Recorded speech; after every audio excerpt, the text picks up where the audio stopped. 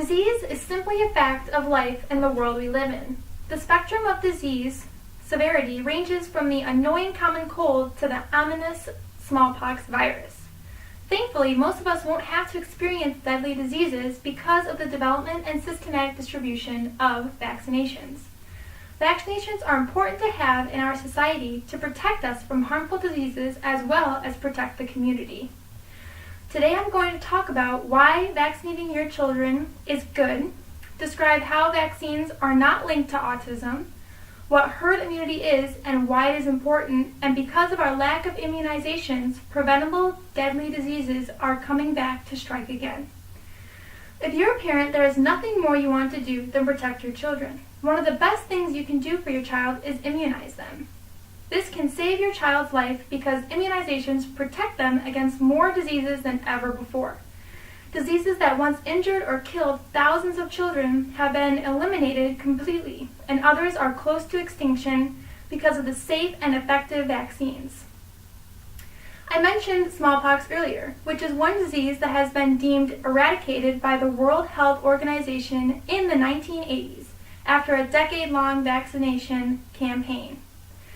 Vaccines are safe and effective to use because they are only given to citizens after a long and careful review by scientists, doctors, and healthcare professionals. Vaccines may cause a little pain, redness, or tenderness at the site of injection, but it's nothing compared to the pain, discomfort, and trauma of the diseases these vaccines prevent. Vaccine-preventable diseases such as measles, mumps, and whooping cough are still a threat today. These can result in children who have been infected being hospitalized or dying every year. We all have a public health commitment to our communities to protect each other and each other's children by vaccinating our own family members. To protect those who cannot get vaccinated, like children who are too young to be vaccinated or people with weakened immune systems.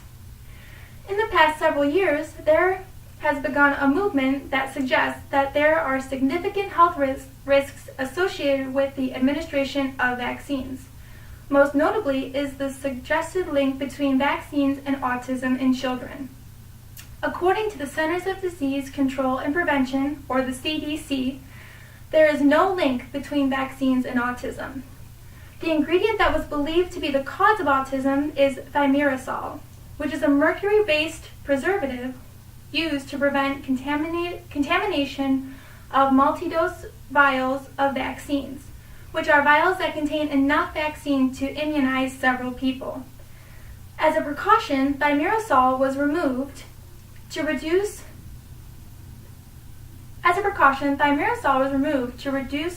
trace amounts in all childhood vaccines except for some flu vaccines back between 1999 and 2001. Through the effort, scientists conducted studies and determined that thimerosal was in fact not harmful as previously speculated. Thimerosal is now only present in small amounts in some flu vaccines.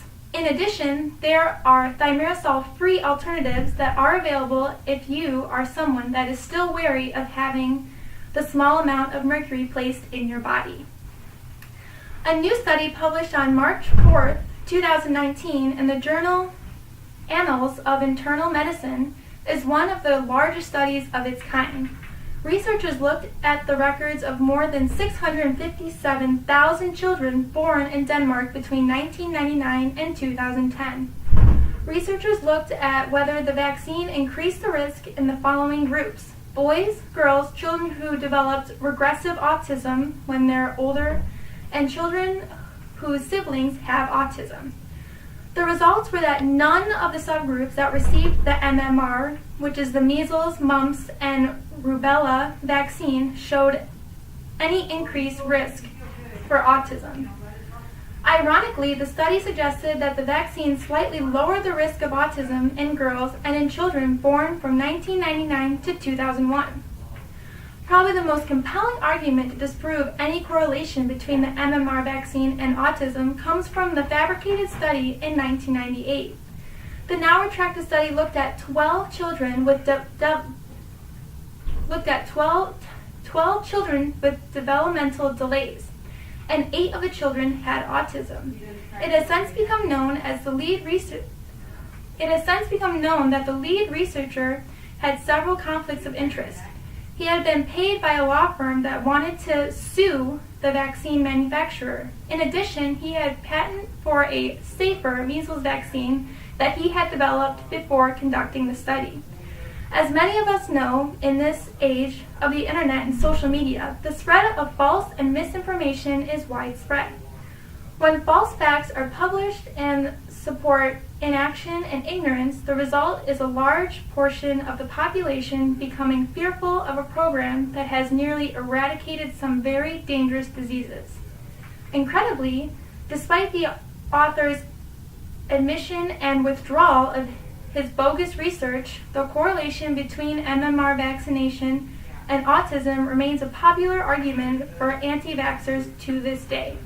The lesson here is that we all must be cautious of what we read on the internet and to make sure that sources that we receive information from are reliable, i.e., don't trust Facebook. When most of the people in a community are immunized, there is less opportunity for disease to take hold within the community and make people sick. This is known as herd immunity.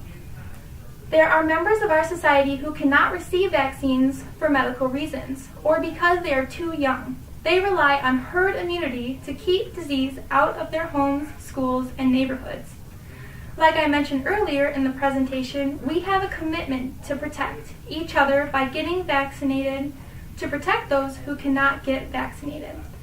The choice to vaccinate does not begin and end with you. The decision impacts everyone around you as well. By choosing not to be vaccinated, you remain a potential spreader of a preventable deadly disease to someone who is unable to receive a vaccination.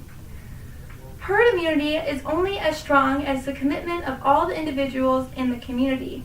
Now, if you are paying attention at all to current events in public health, you'll find a place where herd immunity is being challenged right now.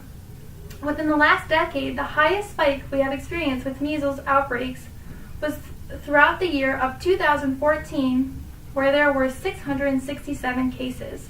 Now, as of April 4th, 2019, we have reached a staggering 465 cases this year.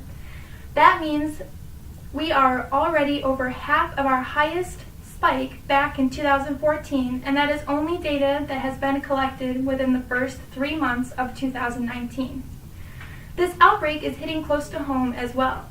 Within the state of Michigan, there have been 41 cases that have been reported as of April 8, 2019.